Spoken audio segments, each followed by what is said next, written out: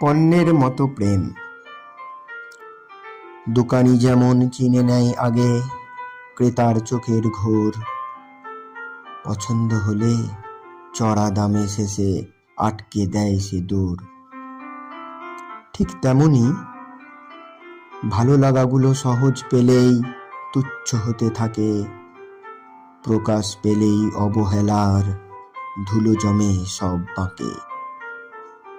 সস্তা হতে চাওনি তুমি, চেয়েছিলে শুধু দাম, অথচ সে আজ ফিরিয়ে নিল যত্ন মাখানো নাম। বুক পকেটে জমানো প্রেম বিকিকিনির নয়, প্রকাশ পেলেই মানুষ কেন অমূল্য ভেবে ভয়।